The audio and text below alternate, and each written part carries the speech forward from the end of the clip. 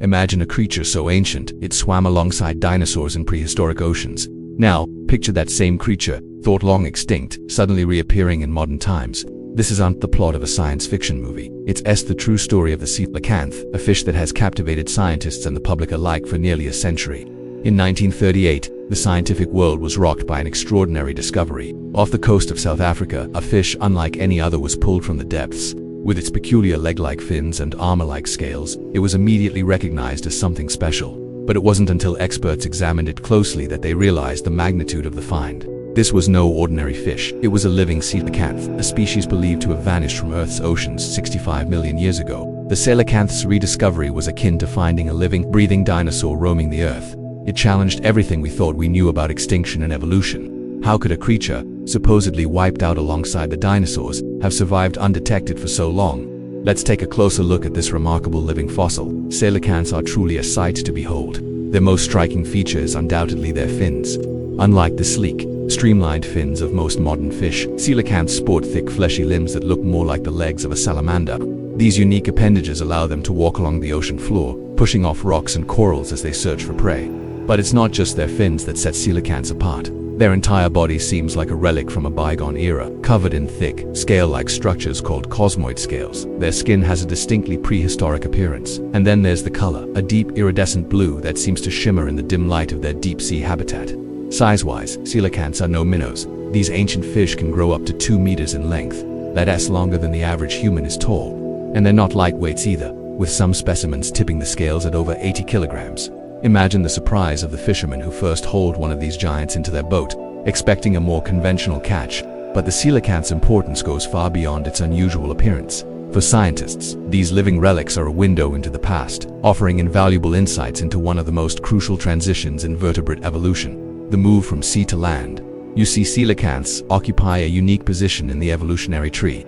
They're part of a group called lobefin fishes, which are believed to be the ancestors of all land-dwelling vertebrates, including us humans. By studying coelacanths, researchers can better understand how fish evolved the adaptations necessary for life on land. One of the most intriguing features of coelacanths is their swim bladder. In most fish, this organ helps control buoyancy, but in coelacanths it's filled with fat rather than gas. This adaptation allows them to hover motionless in the water, conserving energy in their deep-sea environment where food can be scarce. The coelacanth's brain case is another area of interest for scientists.